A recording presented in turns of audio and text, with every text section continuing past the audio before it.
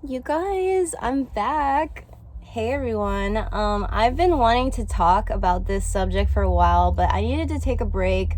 Thank you all for understanding. You may know that the work that I do as a spiritual guide and advisor for people, it's pretty draining sometimes on an emotional, psychic, spiritual level, and I'm really into it. I'm really focused and really grateful for the work that I'm able to do. But there's times when I'm just like, oh my God, I need to totally get back to my own center, really rebalance, reset.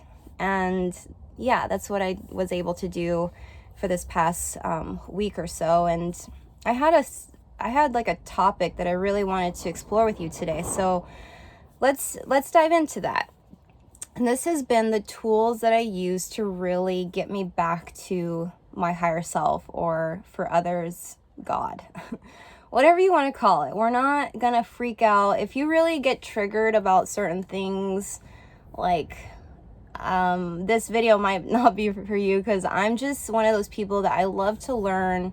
I love to expand and explore different like ideologies. I'm not afraid to just look into other realms, and I think that's what I wanted to talk about with you today, is just how we can use different tools to get us to that state of liberation.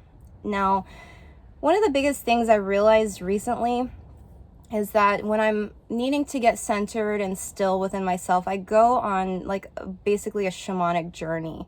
I really find and tap into the wound that needs to be tended to, and I listen. I focus on what the pain is telling me, and it really takes me on this really deep, long shamanic journey of, basically release and healing. And one of the things that I have been doing is I'm actually working with a myofascial practitioner right now, but that's probably something I'm going to save for another video, because that's a whole nother world. But this all kind of correlates into how we can really just get clear with ourselves and really liberate ourselves from the pain and get back to that state of wholeness, that oneness of being.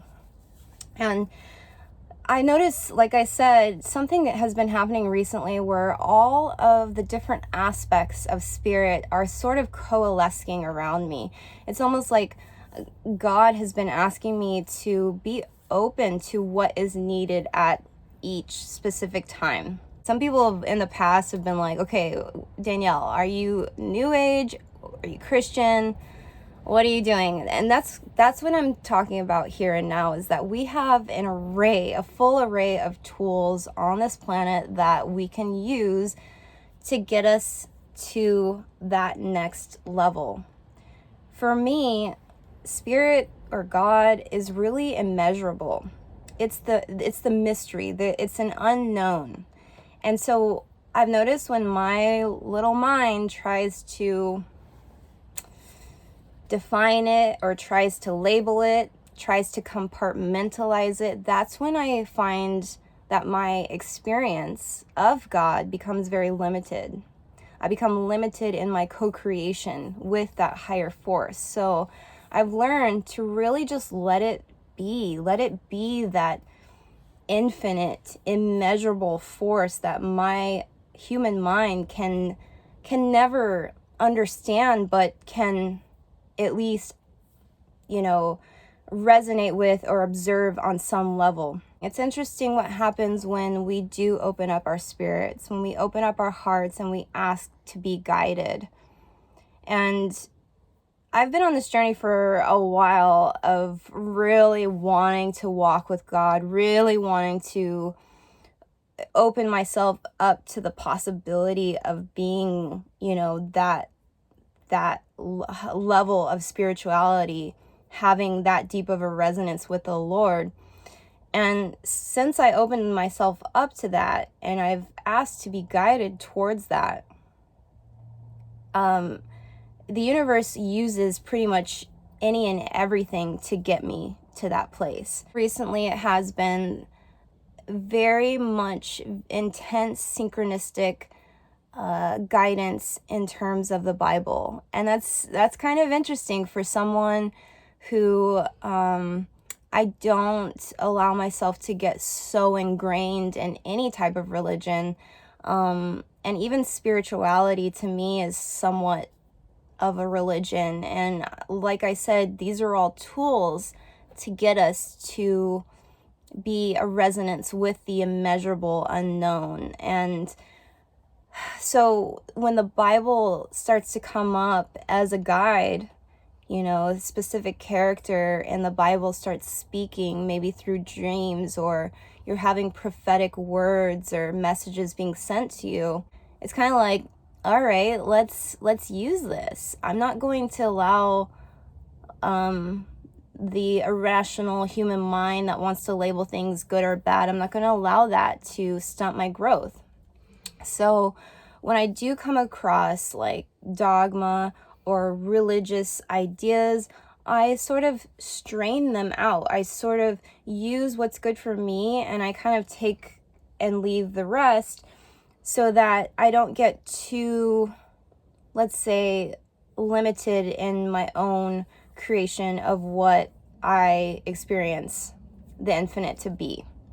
Same thing, like I said, goes for, you know, the New Age practices. For me, it's not really new. It's like ancient. This is just stuff that's just been uploaded and re-encoded and, you know, in my dormant cells in my DNA. This is just stuff that I know.